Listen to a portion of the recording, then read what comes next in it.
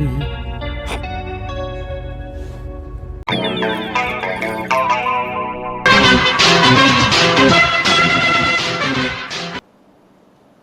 பேச அழைக்கிறோம் சொன்னாலே ஒரு தயக்கமாக இருக்குது.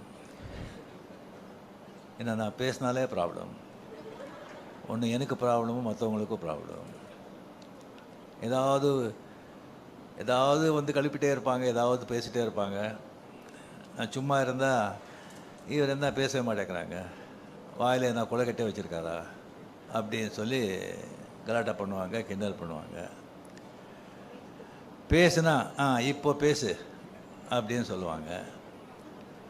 மற்றவங்க வந்து இவர் பேசாமல் இவர் பேசியிருக்கக்கூடாது அப்படின்னு சொல்லுவாங்க. ஸோ என்ன பண்ணுறது? ஸோ ரொம்ப நாள் கழித்து நான் தெரிஞ்சுக்கிட்டேன், நம்மளை பிடிக்காதவங்களுக்கு நம்ம என்ன செஞ்சாலும் எது பண்ணாலும் பிடிக்காது. நம்ம பிடிச்சவங்களுக்கு நம்ம என்ன செஞ்சாலும் எது பண்ணாலும் பிடிக்கும்னு நினைக்கிறது முட்டாள்தனம். ஜாக்கிரதையாக இருக்கணும். இந்த விழாவுக்கு வந்திருக்கிற கல்லிப்பள்ளி தானுசார் அவர்களே, தமிழ்குமரன் அவர்களே, கண்ணன் அவர்களே, மதுரை செல்வம் அவர்களே, சிம்ரன்ஜி அண்ட் பத்திரிகை நண்பர்கள் அனைவருக்குமே என்னுடைய அன்பார்ந்த வணக்கங்கள். முக்கியமாக வந்து கமல்ஹாசன் சார் அவர்கள் அண்ட் அஸ்வத் மாரிமுத்து. கமல் சார் வந்து இப்போ சொன்னாங்க வந்து இந்த ஆஃபீஸ் ஓப்பனிங் அப்போவே வந்து டெரஸில் வந்துட்டு ரஜினி இப்போ ஆஃபீஸ் பெருசாக ஸ்டார்ட் பண்ணிவிட்டேன், இந்த ராஜ்கமலுக்கு ஒரு படம் பண்ணணும் அப்படின்னு. சரி அப்படின்னு சொல்லி அதுக்கப்புறம் அவரும் பிஸி ஆகிட்டார், நானும் வந்து நான் பிஸி ஆகிட்டேன். ஸோ அதுக்கப்புறம் வந்து ஒரு சீரியஸாக சிவாஜிக்கு அப்புறமா வந்து பேசுகிற மாதிரி இருந்தது. அதுக்கப்புறம் ஒரு வாட்டி லாஸ்ட்டு வரும்போது அவர் டோன்லேயே கொஞ்சம் இதாக இருந்தது, படம் பண்ணணும் அப்படின்னு. சரி சார் நம்ம பண்ணலாம் அப்படின்னு சொல்லிட்டு இது வந்து டைரக்டர் வந்து ஆக்சுவலாக பார்த்திங்கன்னா அஸ்வத் மாரிமுத்து வந்து இது 4வது டைரக்டர். ஃபஸ்ட்டு நம்ம பண்ணும்போது ரவிக்குமார் ஃபிக்ஸ் பண்ணியிருந்தோம். சரி அது வந்து சரியாக திஸ்திங் வரலன்னு சொல்லி அப்படியே வந்து இதாகிடுச்சு. அதுக்கப்புறம் நம்ம சுந்தர் சி சாருக்கு வந்து வேறு ஒரு படம் இருந்தது, கொஞ்சம் டிலே ஆகிட்ட மாதிரி இருந்தது. அதனால் நம்ம இது வந்து நான் விலகிக்கிறேன் சார், நம்ம அப்புறம் பண்ணிக்கலாம் அப்படின்னு சொல்லி இதாச்சு. அதுக்கப்புறம் நம்ம சிவி சக்கரவர்த்தி, அவர் கதையெல்லாம் கேட்டு ரொம்ப நல்லா இருந்தது. பட் என்ன சொல்ல, ரொம்ப சென்சிட்டிவ் சப்ஜெக்ட் அது ஒரு கம்ப்ளீட்லி ஒரு நியூக்ளியர் சயின்டிஸ்ட் பற்றி, அந்த நியூக்ளியர் வெப்பன்ஸ் பற்றி, ஷூட்டிங் ஆப்கானிஸ்தான், ரஷ்யா, அந்த மாதிரியெல்லாம் ஒரு ரொம்ப நைஸ் சப்ஜெக்ட். பட் ரொம்ப ரொம்ப சென்சிட்டிவ், ரொம்ப ரொம்ப ஜாகிரதையாக டீல் பண்ணுறோம், டைம் கன்சியூமிங்.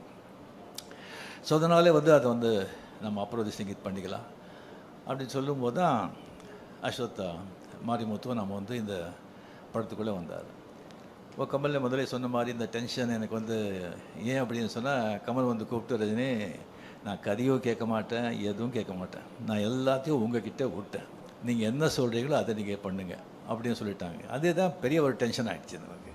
ஃபுல் ரெஸ்பான்சிபிலிட்டி நம்ம போட்ட பிறகு அவ்வளோ பெரிய ஒரு ஜாம்பவான் சொன்ன பிறகு தான் எனக்கு வந்து அதுக்கப்புறம் வந்து அவர்கிட்ட நான் சொன்னேன், இல்லை கமல் சார் இந்த கதையெல்லாம் வேண்டாம், எல்லாம் நம்ம தலையில் கட்டிடாதீங்க, நீங்கள் கதையை கேட்டு நீங்கள் ஓகேன்னு சொன்ன பிறகு தான் நான் வந்து ஃபோர்ஸ் பண்ணி அந்த கதையை கேட்டார். ஸோ கதை கேட்டு நல்லா இருக்குது அப்படின்னு சொல்லி இந்த படத்தை வந்து நம்ம வந்து இது பண்ணியிருக்கோம். டெஃபினட்டாக நம்ம என்ன சொல்லி என்ன பண்ணால் கூட அஸ்வத் மாரிமுத்து மேலே வந்து பெரிய ஒரு ரெஸ்பான்சிபிலிட்டி இருக்குது. அதுக்காக எல்லாமே வந்து உங்கள் தலைமையில் நம்ம போட்டுட மாட்டோம். 100% நம்ம எல்லாம் சேர்ந்து it's a group work, it's a combined work, it's a team work. எல்லாமே சேர்ந்து நம்ம வந்து ஓன்லி சக்ஸஸ் நோக்கி தான் நாம் வந்து இதை உழைப்போம். டெஃபினெட்லி படம் நல்லா வருவாங்கிற நம்பிக்கை எனக்கு இருக்குது. Very energetic director, young blood. அவர் படம் வந்து டிராகன் படம் பார்த்து எனக்கு ரொம்ப பிடிச்சிருந்தது. அது என்டர்டெயின்மெண்ட் மட்டும் இல்லாமல் ரொம்ப டிஃபிகல்ட்டான சப்ஜெக்ட், அதோட ஒரு நல்ல மெசேஜ் வந்து அதில் வந்து கொடுத்துருந்தாங்க. At same excellent has a cameraman and crew. ரொம்ப ரொம்ப ரொம்ப திஸ்திங் நல்லா வந்திருக்கு. கடவுள் படத்துக்கு நல்லா வரணுங்கிற நம்பிக்கையும் இருக்குது. இப்போ இந்த படம் நாம் வந்து பண்ணுறது வந்து ராஜ்கமலில் எனக்கு அவ்வளோ சந்தோஷமாக இருக்குது, அவ்வளோ ரெஸ்பான்சிபிலிட்டியாக இருக்குது எனக்கு. அண்ட் இப்போவும் சொல்கிறேன், கமல் சார் அப்படியே விட்டுடாதீங்க, படத்தில் நீங்கள் பார்த்து அப்பப்போ வந்து உங்களுடைய நீங்களும் இன்வால்மெண்ட் திஸ்திங்க இருக்கணும். அண்ட் இந்த படம் டெஃபினெட்லி நல்லா வரும் அப்படிங்கிற நம்பிக்கை இருக்குது, நல்லா வரணும். அண்ட் உங்களுடைய பிளெஸிங்களால் நாளைக்கு வந்து படம் ஷூட்டிங் ஸ்டார்ட் ஆகுது. அண்ட் அஸ்வத் சொன்ன மாதிரி நல்ல ஒரு என்டர்டெயின்மெண்ட்டோட நல்ல ஒரு த்ரில்லர் இந்த படம் with Anees music. And last but not least Mahendran. அவரை பற்றி வந்து என்ன சொன்னாலும் எவ்வளோ சொன்னாலும் அது கம்மி தான் ஆகும்.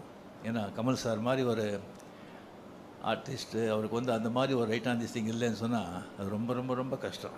ஏன்னா அவருடைய இதே வேறு, அவர் பணம் அது இதை பற்றியெல்லாம் அதெல்லாம் அவருக்கு சினிமா சினிமா சினிமா க்ரியேட்டிவிட்டி அதில் தான் ஒரு வாழ்க்கையே. அதுக்கு வந்து கரெக்டாக வந்துட்டு அவர் போக்கில் விடாமல் கொஞ்சம் பிடிக்கிறதுக்கு மகேந்திரன் அந்த மாதிரி அவர் கிடைச்சது எனக்கு மிக மிக சந்தோஷம். நன்றி, தேங்க்யூ.